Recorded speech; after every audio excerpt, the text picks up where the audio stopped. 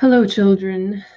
This notes video is just going to cover some of the basic background on the Eastern religions, just like I did the one for the Abrahamic religions. So we're going to be talking about Hinduism, Buddhism, Sikhism, and Jainism in this notes video. Let's roll. So these are all grouped together, just like the Abrahamic religions were grouped together because they have a similar background and similar beliefs. These ones are also grouped together for that reason, and they all originated in India. One of the core beliefs of these religions that kind of ties them in together is that they all believe in reincarnation in some form or another. Most of them do not have a belief in one specific God, but rather believe that God can appear in many forms. So technically, these are polytheistic, except for Sikhism, which is a monotheistic religion, and it's kind of the odd man out when it comes to these Eastern religions. So starting with Hinduism, because this is one of the oldest, and it's also the world's third largest religion. So it's estimated that Hinduism came about between the years 500 BCE, before Common Era, and 300 CE, Common Era. So we're not really sure when it emerged, but we do know it's one of the world's oldest religions. Typically with Hindus, they worship individually. So through meditation or yoga, they believe doing that can bring them enlightenment if they do it enough and if they do it correctly. But they also hold festivals throughout the year at certain times during the year to celebrate their different gods. Their big belief about God is they believe in Brahman, which is what they call the eternal being that created the world and preserves it. And everything in the world is a part of Brahman. So all of the gods that they believe in are actually like reincarnations of Brahman, or like a piece of Brahman being shown in another way. So all of their gods are actually technically like the same God, but different pieces of him. So it's kind of weird, polytheistic in a way, but also monotheistic. So everything in the world is part of Brahman, and the different manifestations of him are called devas, and that's just what they call their gods and goddesses. The major belief in Hinduism is the cycle of birth, death, and rebirth, reincarnation, which they call samsara. So reincarnation is basically the idea that you're born, you go through life, you die, and then you come back as something or someone else. So as you're going through the reincarnation cycle, you're supposed to be gathering good karma, according to Hindus, doing good deeds and things like that. And if you do, then when you get reincarnated like a class up from where you were before. So you get reincarnated as more well off. And if you gather bad karma, you get demoted in the cycle. So you continue like that in life until you achieve moksha, which is basically their version of enlightenment. And then you can go to the eternal resting place after you achieve moksha.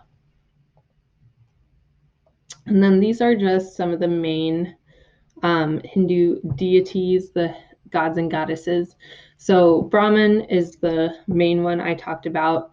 And then with him, there's like this holy trinity of Hindu gods and goddesses, kind of like in Christianity, how there's the Holy Trinity.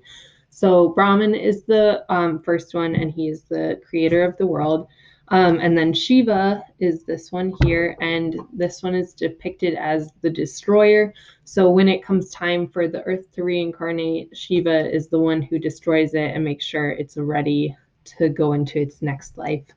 And then Vishnu is the preserver, the one who kind of maintains in between the creation and the destruction.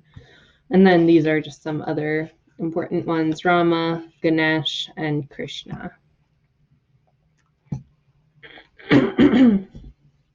Jainism is another religion that we'll talk about. This is basically just a more severe version of Hinduism. So it's just like an offshoot of Hinduism, basically the same kind of tenets, same kind of beliefs, except for they think that the rituals of Hinduism were unnecessary and you don't need the rituals in order to achieve moksha.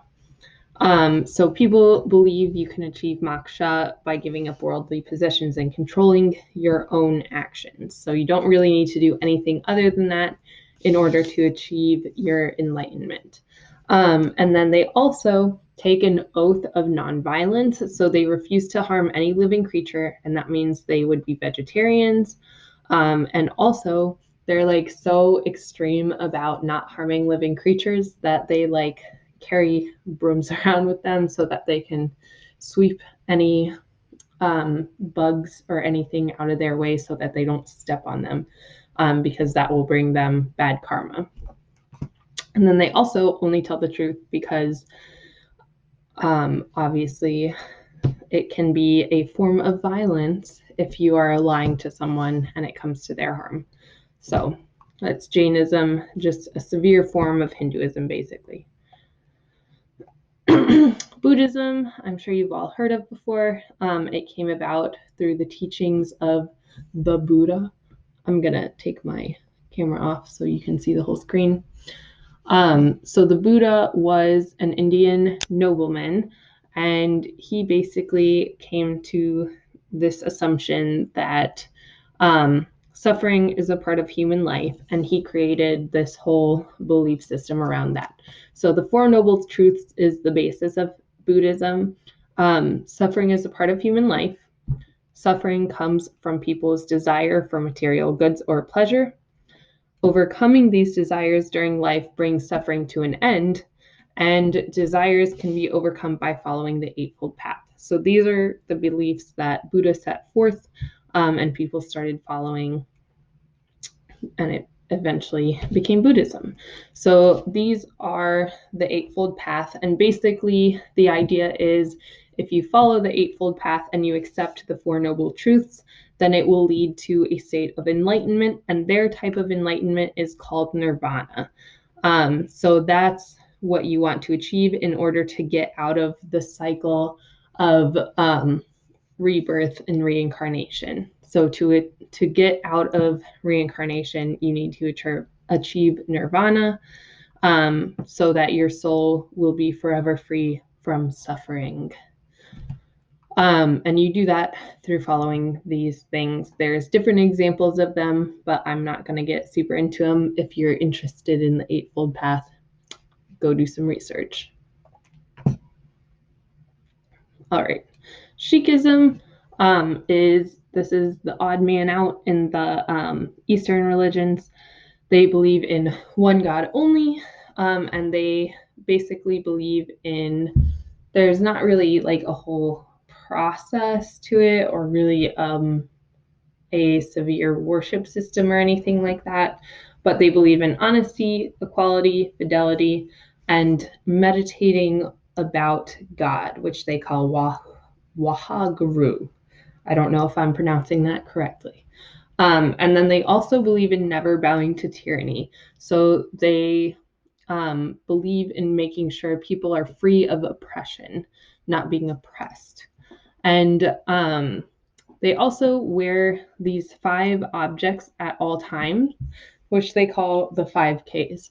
So Kesh is the first one, and this is their uncut hair. They do not cut their hair because they believe they should be just living in the image that God created for them.